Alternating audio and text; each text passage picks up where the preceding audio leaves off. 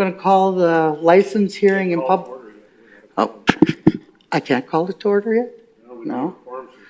All right, I'm sorry, everybody. We don't have enough people here for a quorum, so we're going to give it a couple minutes and see if somebody shows up.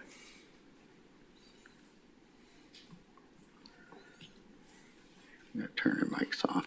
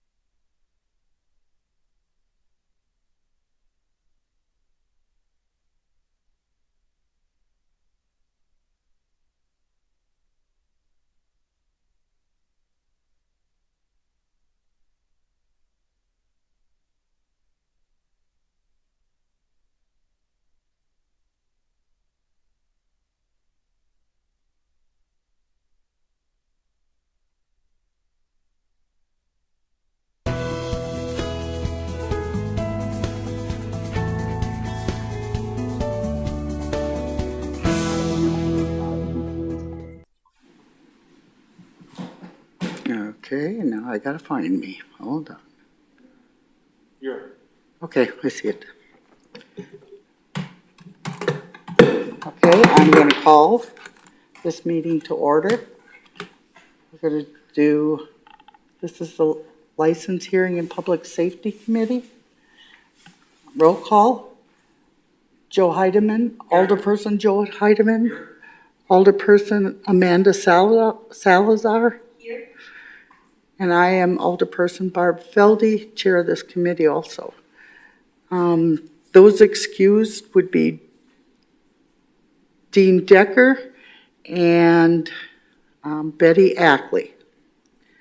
All right. Pledge of Allegiance. If you can stand, please stand. Oh, wrong way again. I pledge allegiance to the flag of the United States of America and to the republic for which it stands, one nation, under God, indivisible, with liberty and justice for all. Thank you. Okay, I am looking for introduction of the committee members. We're going to start to my right. Amanda, do you want to introduce yourself? Sure. I can speak up. It's on. Alder Amanda Salazar, District 3. Also, I apologize, I'm late. I thought this meeting was at 5. Chuck? Charles Adams, City Attorney. Barb Feldy, chair of this committee. Alderman Joe Heidemann, 10th District. And we're going to go down into the rows down there. Melissa Foster, City Clerk's Office. Welcome. Eric Montiano, Fire Chief. Dave Foley. Kathy Hoffman, City Attorney's Office. You're next. Yeah, we're here to represent Cocina Mi Familia, Mexican restaurant. Manager, Cocina Mi Familia. Bailey Cover, manager of Watershed Hotel. Lieutenant Bill Adams, Sheboygan Police Department. Chris Dombrowski, Police Chief. Nicole and Hannah, Petroleum Oil. All right, thank you, everyone. Didn't miss anybody. Okay, we need a motion to approve the minutes from April 17th, 2022. Oh, I'm sorry, April 13th. Move to approve. Second. Okay, all in favor say aye. Aye. Aye. Chair votes aye. Motion carries. Okay, presentation to the committee by City Attorney's Office and Sheboygan Police Department. So I'll start on that. Actually, Amanda.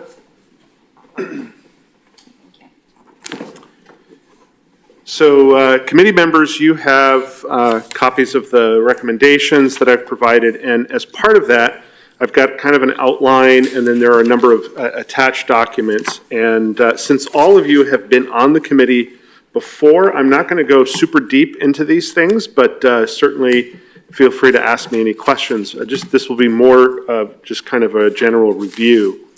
So this committee generally deals with licensing matters and anything that's generally deemed to be related to public safety, with a few exceptions. Street signs and things like that go to Public Works now. So the police department and the fire department and the building inspection department, as well as my office, report to this committee as our home committee. And so that means when you see quarterly or annual reports from those departments, they will come to this committee for your information. The municipal code does spell out one of the key missions of this committee, which is to hear all quasi-judicial hearings. Most of those would relate to various licenses, but they can deal with other issues. Some of you will recall not that long ago we had one on a dangerous dog. We can deal with park impact fees. We also deal with most changes to the Code of General Ordinances that aren't specifically related to either finance, human resources, or public works. And generally, this committee has been designated as the committee that considers and make recommendations regarding the city's ethics board. The Common Council sits as the ethics board, but this committee sort of acts as their committee for that purpose. On licensing issues, there's a little bit of information there about the various kinds of liquor licenses. The main thing, and especially for Joe, who was on this committee before the change, the main thing that has changed is that the state of Wisconsin recently allowed most licenses to be approved by the clerk rather than having to come to the Common Council for approval. And so that's why you don't see as much on the RO anymore. There are some licenses that still have to come here, primarily the alcohol beverage licenses, but bartenders' licenses, all those kinds of things go to the clerk for approval. And the process that we have in dealing with those is that there is a staff committee made up of someone from my office, someone from the police department, and someone from the clerk's office that reviews all of the applications that come in and make recommendations. And generally, the clerk follows those recommendations. What that means then is if there is an appeal, if someone doesn't like the decision the clerk has made, then they can come to this committee as an appeal board. Now, the reason that's important, and the reason why I also mentioned very early on that this committee does quasi-judicial hearings, is because this committee is somewhat unique in that you have a role that goes beyond sort of the typical legislative role of just, policy making and passing ordinances and those kinds of things. But you actually have sort of a judicial role at times in that if somebody appeals one of these things, you will actually sit kind of like a judge and a jury and make decisions on those things. And the reason that's important is because you do have to worry about different kinds of conflicts of interest in those cases. You're supposed to be able to hear the case without necessarily having preconceived notions about it. And so, it makes it, back in the day when we had 2 alders in every district, I would tell you on this committee, well, if you get any questions about anything related to licensing or something that might come to a hearing, just refer it to your other alder person for your district. Now that we don't have that system, what I would just say is either refer it to another alder person who would make sense, or refer it to the mayor's office to have a discussion, because you're going to have to, especially when it comes to license appeals, sex offender appeals, things like that, you're going to have to sit in judgment on those things and can't really be involved in them until the hearing, because you've got to be sort of fair and equitable. I'm not going to go into all the details about the various kinds of licensings and what it takes to suspend or deny, other than to mention that we're fully aware of those things, and if we do have hearings, we'll provide you with that information as well. This committee does hear the sex offender residency hearings, if there are any. Again, perhaps since the last time, Joe, you were on this committee, or the old Public Protection and Safety Committee, which has been merged into this committee. The law has changed there as well, so we don't have as many of those hearings. We've empowered the police department to do most of the initial determinations, and only when there's an appeal of that determination is there a hearing. And I believe it's the case that we've never actually had an appeal of the police department's determination since we changed that rule. So that's an indication to me that that process is working extremely well, because nobody's appealing. Open and closed session sometimes comes up in this committee. There's often, it used to happen much more in the past, but bars and bar owners and employees would sometimes request to have closed sessions on some of the issues that would come up, and generally that's not allowed on those kinds of things. Your determination on those things is really meant to be in open session. So it's pretty rare that we go into closed session. One exception is that you can go into closed session to deliberate after a hearing before announcing in open session the determination of a committee on a particular hearing. That's really about all I have to say. If you have any questions, I can certainly answer them, but I would encourage you to read through this and read through the policies that the next item on the agenda will be to pass to read through those as well in your free time. All right, any questions? Thanks. Nope. No. All right, there's no action needed on that one. We're on number 7, adoption of the policies and procedures of the License Hearing and Public Safety Committee. So there are several policies that are attached. On page 17, there is what's called the guidelines to be used for granting and denial of liquor licenses. These are sort of the guidelines that are legitimate for you to consider when deciding, and most of the time when you're going to be using these is when you have applicants coming in asking to be the applicant who's allowed to apply for a liquor license, as we do today. And so that policy just sort of lists, a series of 17 guidelines that you may consider. The idea being that if it's not on that list, probably shouldn't consider it. But there are a number of factors that you can consider: applicant and managerial personnel's level of knowledge of regulations, experience, design, proximity to other establishments, parking, noise, all those kinds of things are things that you can consider. You can't consider things like, oh, I like this kind of food better, or I want people of this particular ethnicity or, religion. Those kinds of things obviously are not allowed to be used. There is also a policy statement at page 19 on the issuance of original Class A intoxicating liquor licenses. This is for liquor licenses for liquor stores and specifically relates to when those stores, when the sales are made in grocery stores, C-stores, things like the larger sized C-stores, that kind of thing. We do have some specific regulations that when we issue a Class A liquor license that they have to follow. And none of those have changed in recent years. There's also a policy regarding treatment of license, which we ask you to adopt as well. This is mostly related to, again, the work that the staff committee does, but it sort of gives you sort of an idea of when there are violations, typically what we will do in those circumstances. They are guidelines, they're not hard and fast rules, but they are helpful for you to understand how the process works. So our recommendation is that you adopt those policies. Again, they are all the same. Nothing has changed since last year. Okay. Any questions? Yeah, can I ask a question on page 21? Sure. On section 4, it kind of lists out first violation, second, third, fourth. What would qualify as a violation? Is that listed in here as well?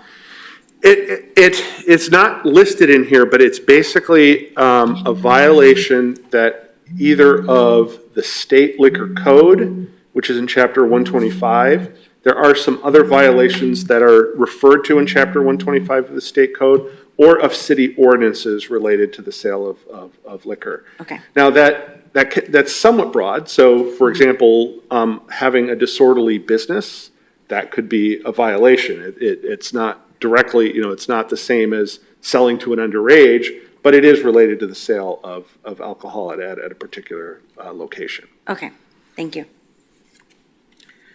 Anything else? All right, then I need a motion to adopt the policies and procedures for the License Hearing and Public Safety Committee. I'll make a motion. Second. All right. Questions? No. All right, all in favor say aye. Aye. Opposed, nay. Chair votes aye. Motion carries. I realized that I kind of skipped over, when I told you I was done, I kind of skipped over the police department. I don't know if Bill wants to say anything about or if he's good to go. Unless you have any questions for me, no. Any? Do you have questions about what the police department does? No. Good. Sorry, Bill. I guess maybe I have to have one question. I'm assuming you know the violations based on the chapter 25 that he was, so like your team's aware of what to look for when they're going into the establishments and that kind of Yes, so things. enforcement action that would be taken by the police department, generally be coming through me, we would discuss those incidents. Okay, thank you. Okay. We don't need any action on that one. Okay, presentation by potential applicants for one available Class B alcohol beverage license. I am correct in saying we have one, right? We do have one, and I Okay. believe the people who are here today were all here last time as well. Now, were there 4 applicants last time, and do we only have 3 here this time? Correct. Yes. So somebody may have dropped out, but, Club Nines, I don't see them here. yeah, Okay. okay. But, yeah, so since it's the same people, I had mentioned to Alder Feldy that maybe the best way to handle it would be to call everyone back up to sort of reiterate what they'd said, but everybody, 2 of the 3 alders were here for that, and I sent a copy of the video of the last meeting to Alder Heidemann, and I know he watched it. So they've all seen your presentation. Maybe if there's anything new that you want to tell us today, that would be an appropriate time. And Alderperson Feldy, if you want to call them up one at a time, that probably works. All right. I'm going to let them volunteer to go. Who would like to go first, and just kind of a recap of the last time, so that we can make that decision based on, the information that you think is important to receiving that license. All right, anybody want to start? Okay, go ahead. You want to come up to the lectern up here and kind of pull the mic down, so. I'd rather if you just kind of wrap it up rather than do a presentation off the computer. I appreciate that, but that always makes it take a lot longer, so. Oh, okay, sounds good. Again, state who you are and which establishment you are presenting good. for. I am Ricardo Pavone. I'm a general manager at Cocina Mi Familia. I'm here to represent, along with the owner here. One of the things that we would like to add on to the other presentation that she presented, I wasn't present, but was with the liquor license in hand, it would help us just consider extending our hours a little bit. One thing that we did talk about with the liquor license would be how it would broaden our market, our appeal. So as a minority-owned small business, I think that a liquor license would give us a sense of relief, maybe extending our hours, getting a little bit more revenue, tax revenue for you guys. But again, that would open up if it were for the liquor license. If not, again, just being small business owners, it wouldn't make sense 100%. Another thing we would like to talk about is we're almost a year operating. We're still like 11 months. Within that 11 month, the community reception has just been amazing. In the little bit of time that we have, we've heard, again, we've been doing this for 11 months, and the only thing we keep hearing is, how good our food is and how it's more than just food, how it would be like a service to the community, how we benefit our community. And it just so happens that in the back of my head, Sheboygan is small. When we moved here 11 years ago, it was very small. It wasn't growing too much. But nowadays, you guys are very aware of the development going on in Sheboygan. One right behind our backyard would be the Oscars, which was valued at $57 million, and this is all based off your guys' annual report. I think it's really cool how we get customers, for example, from that development that is very big. It's one of the biggest. We get customers from there, and by customers, I mean those workforce apartments that they built. They visit us, and they're not from out of town, or they're new to the place, and it really compliments, and it really, they enjoy the fact that we are in their backyard. And like I mentioned, right now, we are limited to our authentic Mexican food, which, again, to great reception. It's been going well, paired with our imported/domestic beers. So we have a little bit of taste with regarding responsibility with serving something that's intoxicating.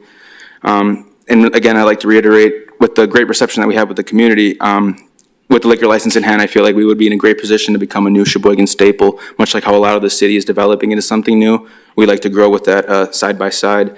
Obviously, a liquor license would increase our menu offerings, our appeal, our market, in every way than just as simple as saying I can serve margaritas.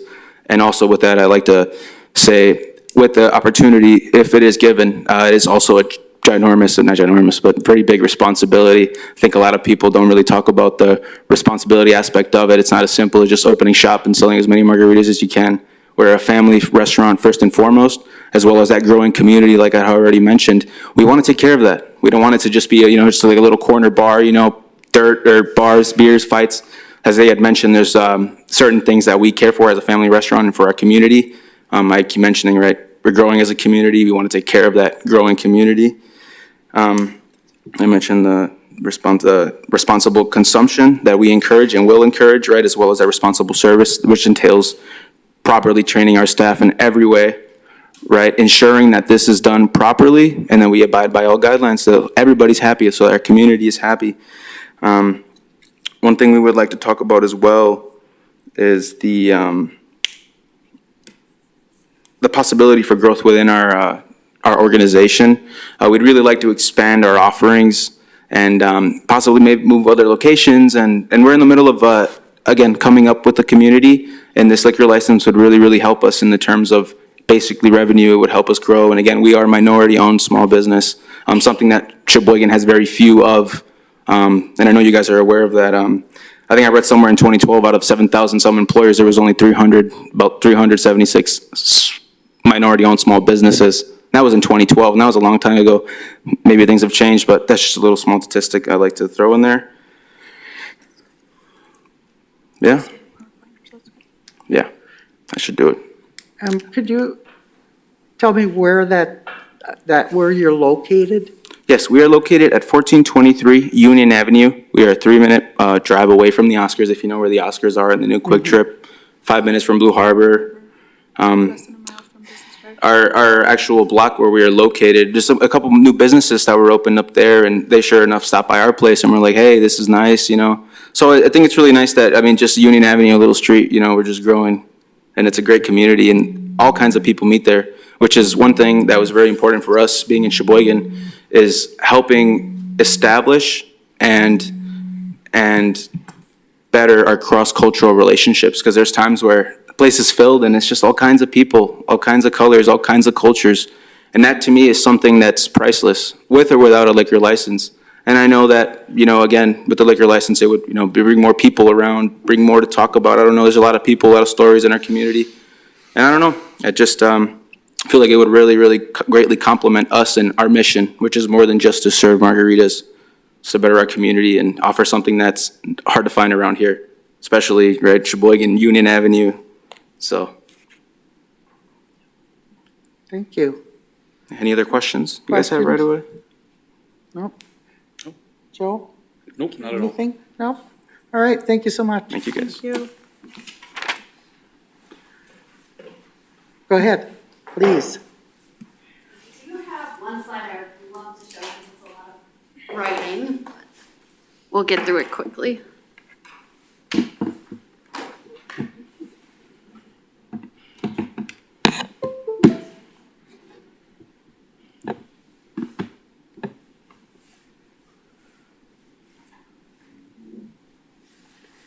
I thought I'd show up a little bit bigger on the big screen, but I'm with Watershed Hotel. I'm Bailey Kupfer. I'm the general manager. And last time I felt like a big question from you guys was like the benefits to Sheboygan and what we would bring to it. So I started with the money, obviously, because that's very important. So if we have 100% occupancy right away with room tax, we give back to Sheboygan, I guess to say, $209.80. Plus the county sales tax would be another $18.18. So in total, just having 100% occupancy, which is 25 people staying in our 25 rooms, Sheboygan gets back $308.98.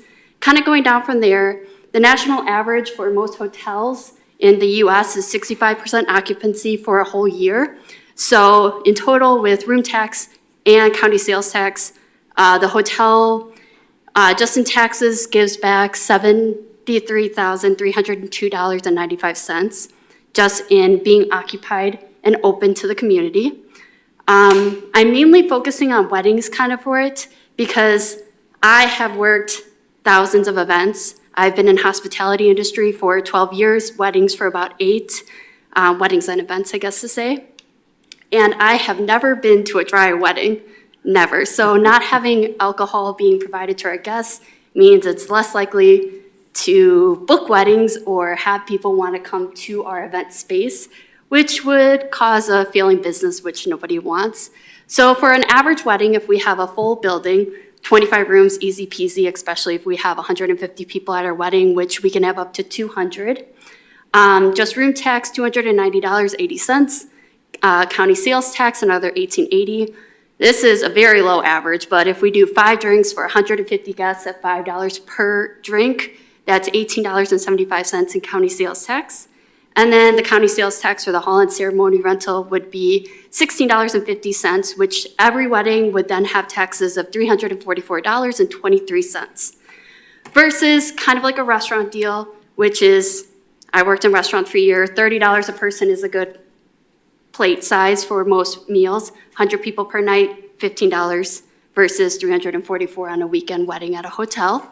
Sheboygan had 710 weddings in 2021. The average cost of those was $24,189, which means the county sales tax was $120.94 per wedding, which is pretty good. That was 2021, so numbers are still going back up. And that's just come from Wedding Report, which is a national company. So basically, hotels aren't about bringing everybody in and having a bar, but we bring business to other businesses. So if 25 people are staying at our hotel, yes, they can get a drink here. They can get a drink during a wedding, but they're going to go out to lunch at a local restaurant. They're going to spend money there. They're going to go see Blue Harbor. They're going to go see the lighthouse, places like that. We also bring business to caterings, to florists, to photographers, videographers, decorators, DJs, musicians, dress and tuxedo rentals, and local attractions that bring people in, golf courses, the race course, things like that. So the hotel more is, yes, we want drinks for our guests during the day. Yes, we will still have the bar open for our local people. I live in the condos right next door to the hotel, so I know the people there. I've lived there for a year plus, so most of the neighbors would love to stop by and get a drink, but it's also mainly for the weddings and events and people who come in and want to have a good time, spend the money there, stay at the hotel, and go to Sheboygan proper and spend more money there. Any questions? Thank you. I have a question. Oh, Amanda? Thank you. So the goal, what is the mission or sort of, what is the mission of the business? It's a hotel, correct? Or is it a rental, is it a wedding rental space? Both, Okay. everything. Hotels, yes, we want during the middle of the weekday to get the workers. We want a community to come. We want people at Kohler who can't stay at their hotel to come. We want all those guys during the weekdays. Weekends, we want weddings. We want the 40 weddings a year, which is most weekends in the from April to September. But then we also can have the events inside. Our bar fits 39 people, our lobby 75 comfortably. We can have 100 though, so people can do stuff inside, outside, baby showers, bridals. So we want to do the rentals. That's why we built the huge pavilion. That's why we're putting a lot of money into the fire suppression system in there so we can have everything there. But we also want the hotel both to generate revenue and keep the business afloat. And will you be supporting the community with rentals through that? Is there, like, will outside local community organizations be able to rent your hall and use it as well? Of course, anybody can rent the hall, can rent like the It's event not tied to pavilion, a I guess to hotel. say. It's not tied to a hotel stay. No. Okay. But they can do both, and most people with weddings try to do the both in the same. I worked lots of hotel weddings. Normally you get a block of hotel rooms with it. We have our 2 bridal suites. We have our 4 extended stays. So people have the ability to have a larger place to be there and get ready in. So it's all in kind of one location. Any other questions? Are there any other questions? Sorry, I'm late. No, go. You gotta get his mic on. Yeah, no, wait, your mic is on. There you Okay, sorry, I just caught the last, but I did see your presentation the last time, so I do know kind of. I guess one question I didn't ask the last time, and I would ask of all, there's several people coming, we have 1 license. Yeah. So what is Plan B? Because someone's going to leave here without, there's going to be some that aren't. What is your Plan B? What is our Plan B? We will always keep coming back for a Class B every time you have it, but I did talk to Melissa today, and we will try for Class A on the 24th, 25th, whatever day that is, for your next meeting. If we don't get the Class A, we want to provide alcohol no matter what. That way they can at least take it to their rooms and drink, or outside. I think we kind of were thinking they could take it. But we're going to keep coming back for the Class B. This is our 4th presentation. We need it to make our weddings work. People won't want to have a wedding there or an event there if they can't have alcohol.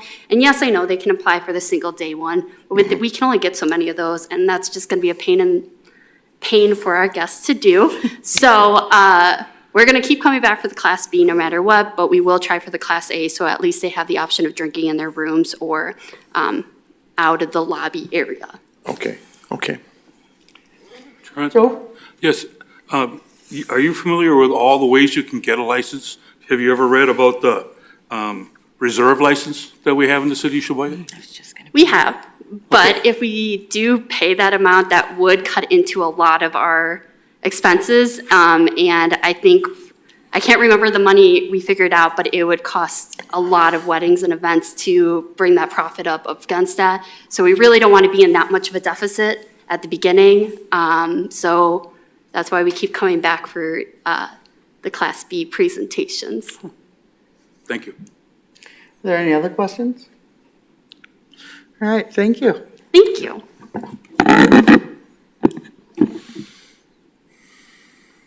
Next one that would like to present?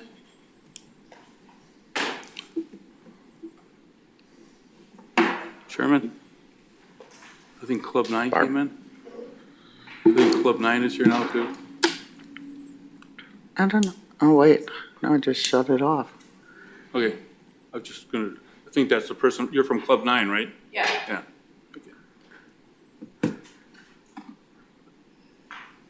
Okay, go ahead. Hi, I'm Nicole. I am here on behalf of Petroleum Oil, 910 Indiana Avenue. We are interested in the Class B liquor license because we recently remodeled a separate part of the building, completely separate from the gas station, that we would like to open and be able to serve alcohol at. We are also competing with a lot of the downtown businesses over there, being by Blue Harbor and a lot of the bars. We have our menus ready and the whole inside is ready.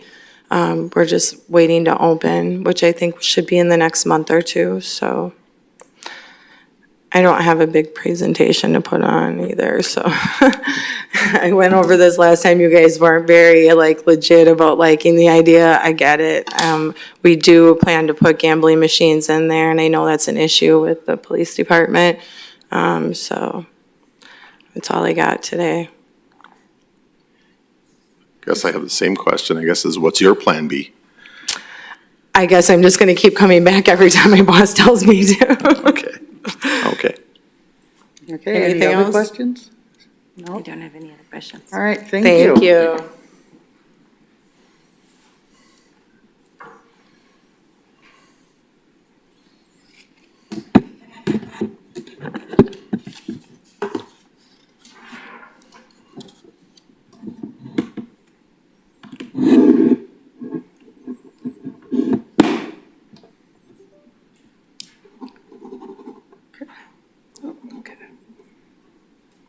You're rolling.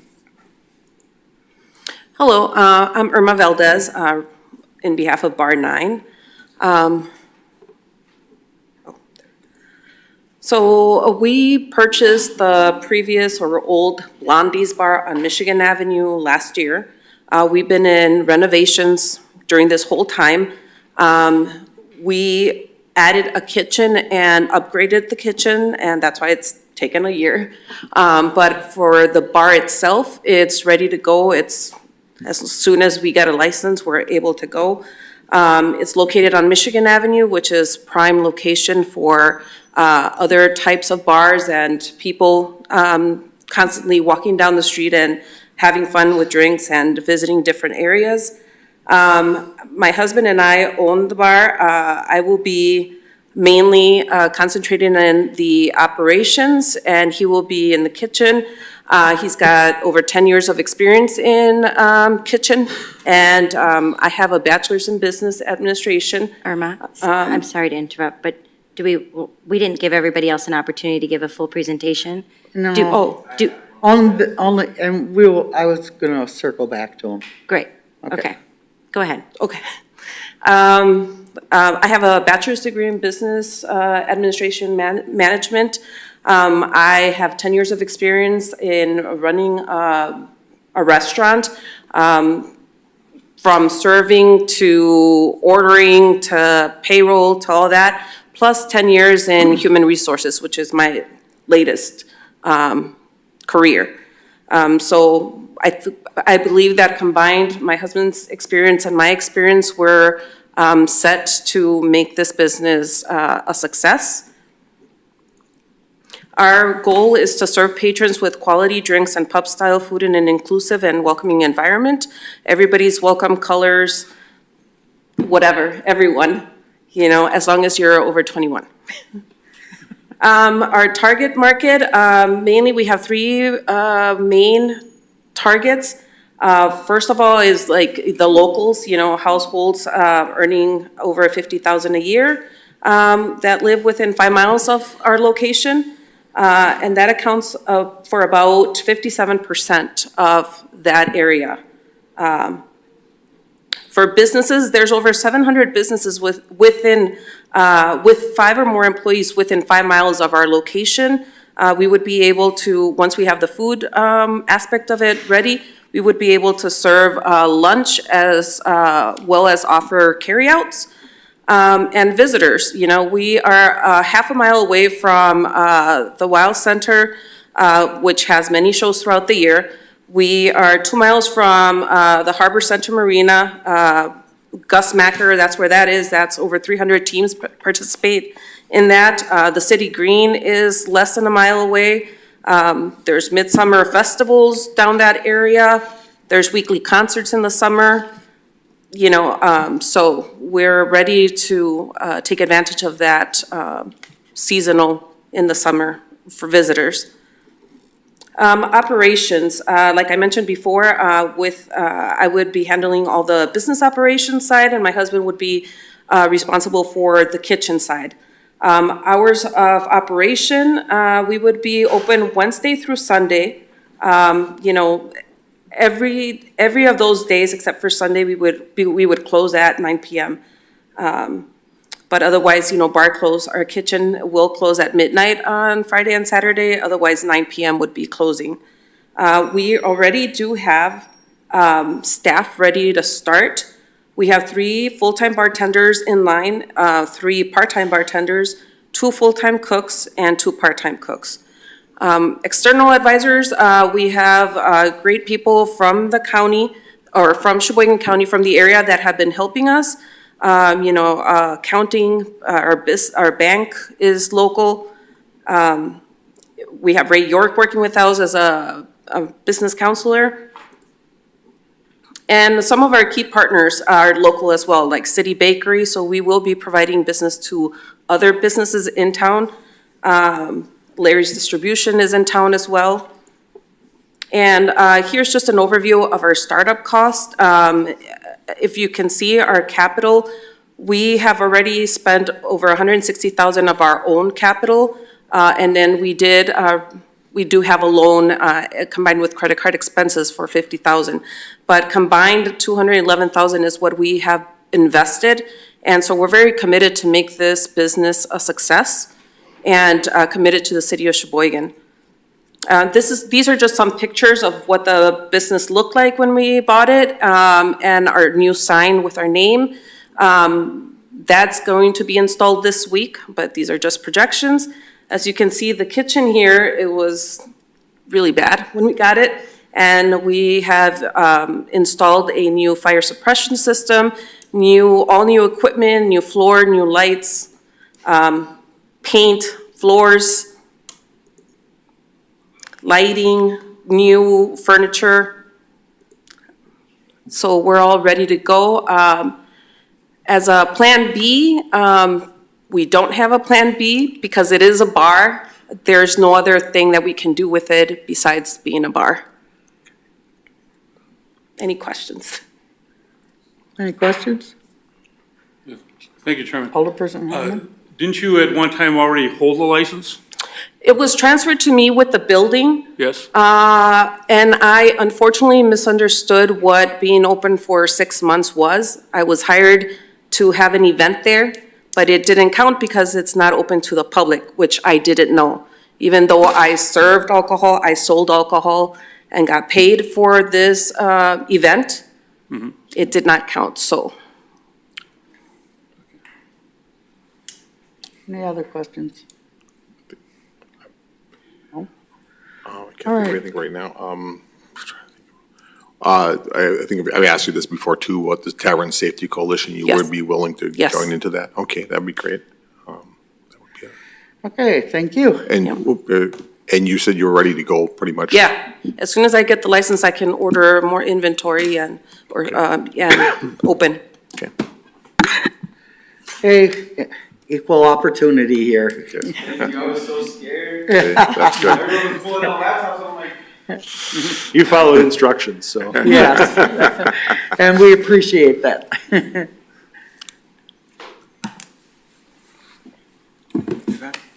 Yeah. Screen, hold on, let me see if I can.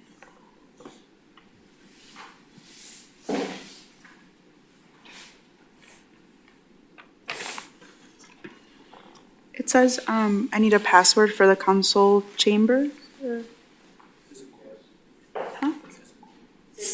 You City city guest. guest, Oh, say yes. I guess. all lowercase, right?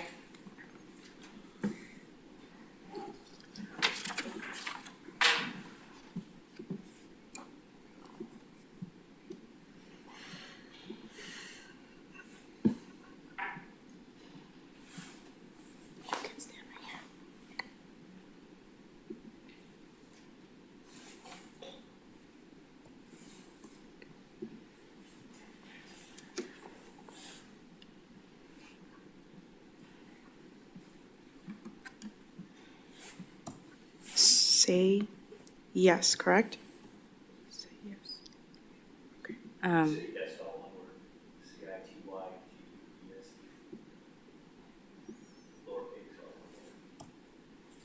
¿Cómo dijo?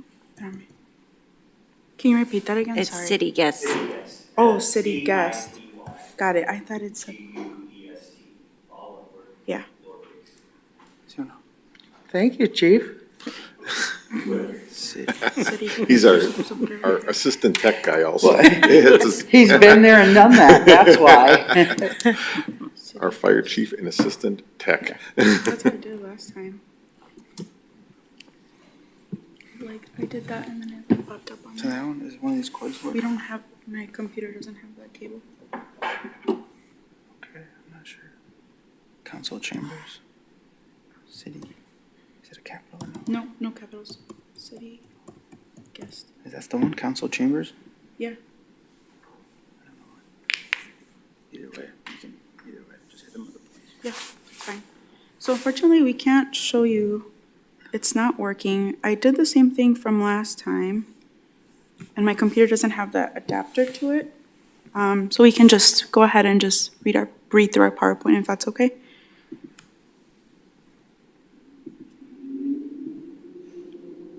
Okay, so like I said, Could you pull that mic a little, Yeah. down a little bit? There you go. Mhm. Thank you. Esta es la primera. Oh, that scared me.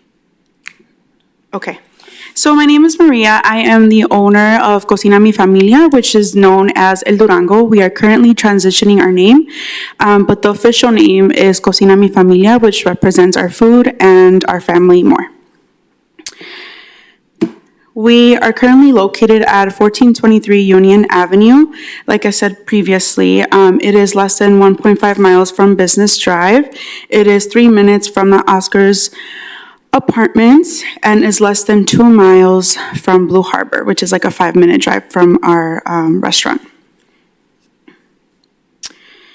Next are our hours of operation. We are open Tuesday through Friday from 10 a.m. to 9 p.m. And then Saturdays, we are open from 8:30 to 9 p.m. And then Sundays, we are open from 8:30 a.m. to 8 p.m., sorry. And then on Mondays, we close. With that being said, with their liquor license, we are considering extending our hours to late night to being able to serve our customers, with our specialty cocktails and our food, which would make sense. Who we are. We are a small family-owned business. We have been established since last year, 2021, August. We are a running operation, and we currently are open as of right now. We have had great community reception, and as of right now, we are able to offer our Mexican authentic dishes as well as domestic and imported beers. With the liquor license, this would help increase our market and our menu offering to our customers, as well as being able to extend our hours.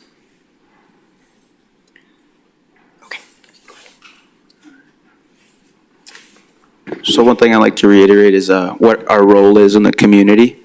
And like I mentioned, our first one would be accommodating our locals, our growing workforce in the tourism industry, as well as the expanding development that I had mentioned. Helping create new and enhancing existing cross-cultural relationships within the community through gastronomy, with or without a liquor license. And also representing minority-owned small business owners / future owners. We do get a lot of people who come in and are very inspired by us to the point where they have opened their other businesses, and that to us is worth priceless. Part of that growing development that I mentioned was that big project, the $54 million based on the 2022 annual program budget, is huge for us. I feel like that was just a small indication of who we have to serve, who we will serve. It's not just the people around our little block. It's everybody from Plymouth to Sheboygan Falls. It's a meeting ground at our restaurant. When I get workers who come in from NEMAC, when I get workers coming from Kohler, and they say, oh, hey, I'm from Mexico, I'm working, this is phenomenal, this is great, and they leave happy, I feel like deep down inside, right, I feel like that's helping everybody in the community, And that's just one small example of the impact that we have for Sheboygan and its future, because it is work. People come here to work. And also, like I said, they can barely keep up. Last year, in March 2021, the City of Sheboygan released the results of an affordable housing market study. It basically said we needed, within the next 3 to 5 years, 1,000 new affordable multifamily units, 1,000 affordable single-family units, 300 senior housing and assisted living units, and as of September 2021, we're not even half at that rate that we need. So this just goes to show, again, we would like to grow with Sheboygan, be a part of what's coming up. And I mean, in terms of what our plan B is, like I said, we are more than willing to continue our mission to impact our community in every which way, helping create those cross-cultural relationships, which I believe Sheboygan can really benefit from.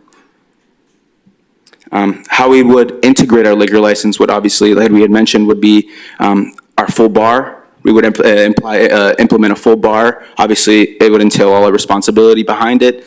I don't know what you mentioned, a coalition or what that was, but by any means, we would be willing to do this 100% in every way safely, not just a free-for-all. Our business hours would obviously lengthen so that we ensure the maximum application of the license. The longer hours, the more we're using it. One thing I'd also like to expand on is our average ticket value is between 50 and 60, and we're looking at 100% increase with liquor side by side. So I know in terms of are we small? We were a year ago. Where we are now, I feel like we're better off in a position with the liquor license in hand to grow exponentially more than we'd have in these 11 months without a liquor license. And we have endured. Our plan B hasn't been as simple as other people, right?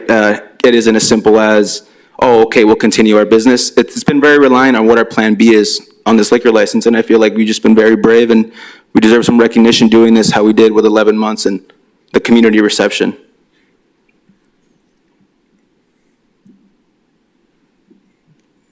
And again, one thing I'd like to just end on would be how I really believe that with our liquor license in hand for us as a minority-owned small business, starting from scratch, no back funding, no big trust funds, no loans, no nothing. I feel like this would help us catapult us into an even playing field compared to all the giants around us. So, yeah, thank you. Any questions? I do have a follow-up question. Older person Salazar? Thank you, Barb. You said, you keep mentioning extending hours. Do you know what those would be? The extension of hours? We're thinking about till 12. That's Okay. what we're thinking about. With Maybe food- easing up on the, for example, our morning hours maybe shifting, but that late night, I mean, as a small business, it's really hard to justify, opening those hours now with a liquor license in hand. I feel like we would be at a better position to take that risk. Okay. Because it is a certain risk associated to being late, because obviously late night alcohol sales. Right. So you know how that could benefit us, so. Thank you. Any more questions? Any other? Well, I think you answered the questions right in your Awesome. presentation that I was going to ask, so. Awesome. Great. Thank you. Sounds good. Thank you. Police Department, do you have any comments on any of the establishments? No? All right. Don't want to put you on the spot, but need to ask. All right. Is there anyone else? Or did we get everybody again? Okay. All right. We're going to move on to number 9. Sorry.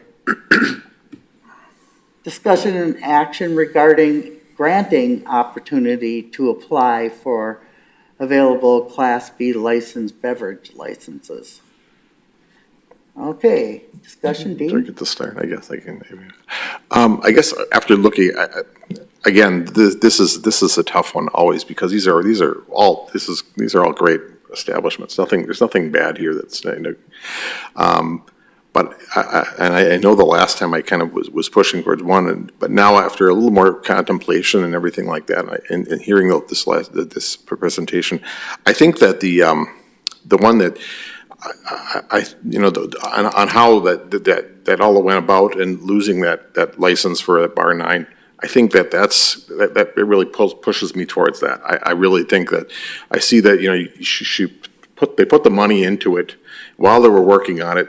I mean, that's one of the things that's kind of a little bit, I know we want our licenses being used all the time. We don't want them sitting, but also it takes time to remodel a restaurant. And she put the work in. She really, they did a nice job with it. Everything looks like really up to snuff. And we don't want just people to just open the door back up again from a business before. So I personally, I'm kind of in favor. I'll listen to others' thoughts, but I'm kind of leaning towards the Bar 9 one.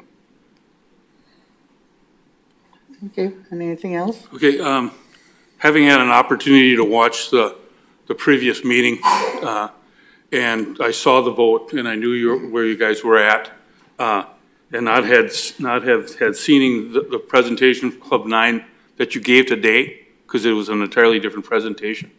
And knowing what you've had invested, it is disappointing that you didn't keep the license and understand what was going on. And, again, things like that happen. And you are in a bar district. There's not a lot of there's other restaurants there, but I would say Michigan Avenue is a bar district. So not to allow you to have a license in a bar district really wouldn't make much sense for this committee, in my estimation. Anyone else? Yes, I agree with sort of the comments that were made, and also saying and echoing that this is a really hard decision. If you, all of you were here at the last committee meeting, so you sort of understand that. So I appreciate the update of the work you've put in and the update on your presentations. But I think I'm in agreement with my fellow committee members here with Bar 9 being sort of where I would lean in. I guess I will make a motion to award the ability to apply for a liquor license to Bar 9. I'll second. Any other discussion on it? All in favor say aye. Aye. Aye. Opposed, nay. Chair votes aye. Congratulations, Bar 9. You may apply. So you'll want to stop by, I think it's after 5 now, but tomorrow, stop by. It's a short period of time, you should apply for that license in the next cycle, so next 2 weeks. All right, on to number 10. RO number 142-2122, 4/1822 by Fire Chief pursuant to action, I'm gonna take this off, 50-564 of the municipal code, submitting the quarterly report of benchmark measurements of the fire department for the period commencing January 1, 2022 and ending March 31st, 2022. Thank you, Chair. So really just going to go over, everybody should have the report. I'll just go over some highlights from the first quarter of this year. Our call volume, the significant note here is our call volume continues to increase. We are over 245 incidents, at least during that period. We're even higher now, but in that period in the first quarter than we were the previous year. We changed our fire inspection program, so we used to, do inspections all the time. Now we purchased some iPads so that the companies can do their inspections utilizing those iPads. And we also have mobile phones that allow the hotspot, so they have internet access. So our reports for those businesses can be downloaded immediately, making things more efficient, more real time. So it's a good thing for us. So we've been training on that. That's why our inspections are a little different from last year, because we really have been working on the training with that new program. As we continue to get out of the COVID funk, we are going to open up our station tours, pub ed events that we host usually throughout the year. So that number is down, but it will be increasing as we've been getting back into the schools as well. We continue to work on our 90% percentile of the fire response efficiency. So we are, although it is often difficult to achieve, as I mentioned, we are busier. Our multiple call scenarios are more, we have about 44% higher than we were in the past. So with the increase in calls, it's just becoming a little more difficult to make that 90%, but we are continuing to work on that. And then you see that our resident rating continues to be high, so we appreciate that. So do I have any questions on the report? Anyone? All right, thank you, Chief. Perfect, thank you. Do we need to vote on that? Yeah, you would accept and file. Okay, I need a motion to accept and file. Motion to accept and file. Second. Discussion? Seeing none, all in favor say aye. Aye. Opposed, nay. Chair votes aye. Motion carries. Moving on to number 11, RO number 141-2122, 4/1822 by Chief of Police Christopher Domagowski, submitting the quarterly report showing the benchmark measurement for the police department for the period commencing January 1st, 2022 and ending March 31st, 2022. Good evening. So you have the quarterly report in front of you. The highlights would be for Part 1 crime. There was a decrease in 2022 in the first quarter in comparison to 2021 and 20. 156 Part 1 crimes in this quarter versus 175 last year and 185 the year before. Traffic accidents were relatively flat in comparison to 2021, 342 versus 340, but a decrease from 360 in 2020.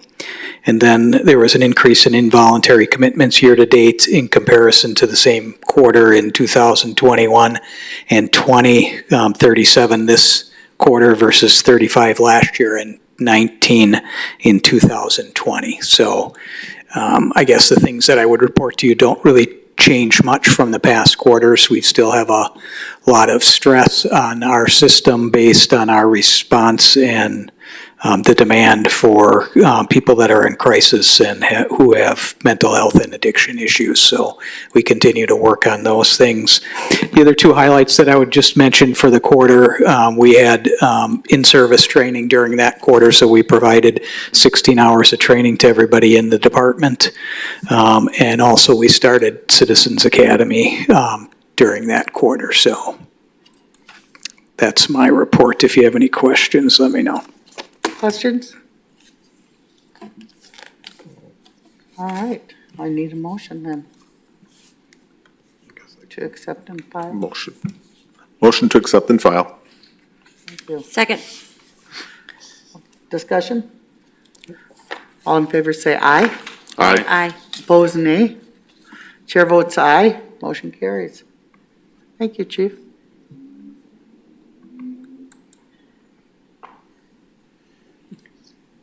Okay. Number 12, resolution number 32223, 5222, a resolution authorizing the appropriate city officials to enter into an agreement with the Sheboygan Area School District relative to providing the public school system with school liaison officers with the Sheboygan Police, from the Sheboygan Police Department. You're up. So as you've stated, this is an agreement that allows city officials to enter into an agreement with the school district. Cities had a long time agreement with the school district to provide school resource officers. This agreement basically lays out some of the very basics of how that happens. Essentially, prior, we used to provide 4 officers. In 2016, we switched to providing 5, so that's what the agreement is for. 2 for one, or 3, one for each of the middle schools, and then 2 for the high schools, each in the high schools. The agreement spells out essentially that we split the costs with the school district 50-50. And then the only change to this agreement was a change requested by the city this time, in that Caitlin, the finance director, could work out a flat monthly payment with the school district, really to ease just the transfer of that money. Essentially what happens now is they figure monthly to the dollar what it is, rather than having a flat fee, and then that would get adjusted once a year prior to October. Question? Not really a question, just a statement. I think this has always been a good idea to have the liaison officers in the schools. It's helpful to have that relationship between the officers and the students. They get to know the kids a little bit, and so they can kind of sometimes prevent that problem, things that has happened. I mean, it's unfortunate we've had the incident last week that was with some students, but I think that this program is well worth the effort. Thank you, Chairman. Yeah, I'm all for this. I probably was there when it started, so that's how old I am. But my question is, you give us a report on everything that you did in the first quarter. Is there a report given to this committee, the effectiveness of those officers in those high schools? Not that I want you to make more and more reports, but is there a difference between from 1 year, on how the operation and how effective they are in those schools? Because it's important to have them, but it's also, I believe, important for us to know the effectiveness of it. So we don't have a report that we present to the council on that. And nothing just to the committee? No. Okay. I could give you highlights if that's what you wanted. We share data with the school district and are constantly working with them to make sure that the program's delivering what it wants. And clearly, I could talk about some of that now, but clearly we're not there to take over discipline for the schools. That really belongs with the schools. We're there to partner with them and help them. Some of what Dean says, to build those relationships. It makes it easier when situations happen, and makes it easier for us really to wrap around with the school district and Health and Human Services when there is an issue so that we can provide all of those services and we're familiar with the families and we're sharing information. Just this morning, we had a meeting between all of the school districts in the county, the district attorney's office, myself, and Health and Human Services, really to revisit some of these issues and to talk about truancy and how we can collaborate and do a better issue around that.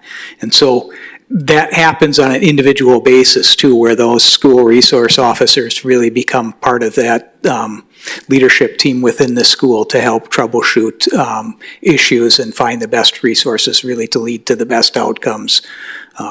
So that's really why we're there. Well, I guess my concern was if you're reporting to the school board on deficiency or whatever, that maybe since we're adopting a contract, that maybe we should get some of that information also or not. Yeah, so I would tell you that the main issues that they're looking at would be to ensure that we're not taking over the discipline issue. Many people in the community are worried about a school-to-prison pipeline and that really we're overstepping and taking over those things and redirecting kids in the wrong way. And so we're providing data back and forth with the school district so that we can monitor that and make sure that's not happening and make sure corrections happen when those things do happen. Okay, thank you, Chief. I have a question. Sure. Do you cover any of the charter schools? Because I know they're part of the district. So we provide SROs for those 5 schools. Each of those SROs are assigned to cover some of the other schools, elementary schools and things like that, Jackson and some of the other schools. We would provide neighborhood officers if they had an issue at a private school or at a charter school or things like that. So we would work with them, but we're not providing an officer specifically for that. Okay. Thank you. Any other questions? No? Okay, thank you, Chief. Do we need to do anything with that one? Yeah. It's a resolution. so you Refer, should- file, and, yeah. No, No, not to file. no, You it's gotta be, should approve it. I make a motion to accept, to authorize the appropriate city officials to enter into the agreement. Second? Okay, any other discussion? All in favor, say aye. Aye. Nay? Chair votes aye. Motion carries.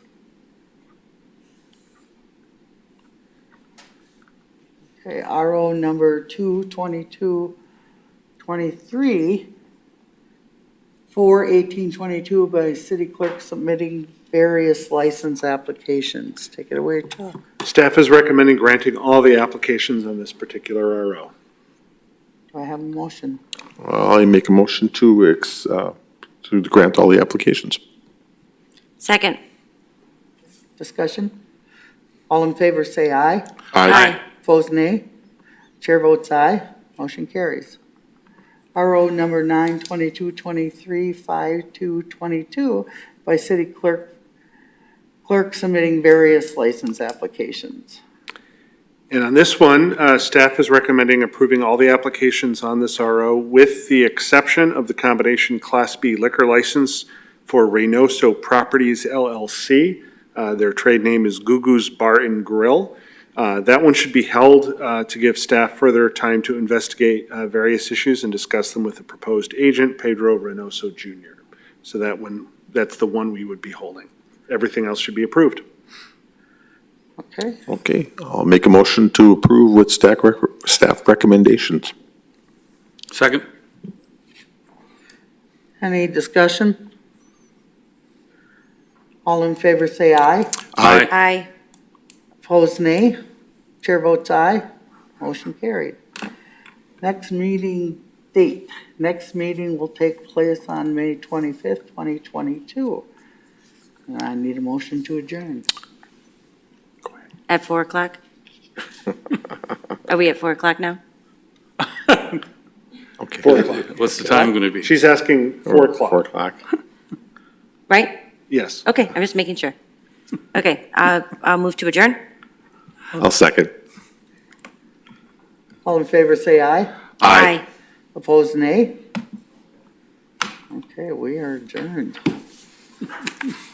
Thank you, everyone. Amanda, I can't understand you way down here. You gotta be closer. Can't hear me? No. No.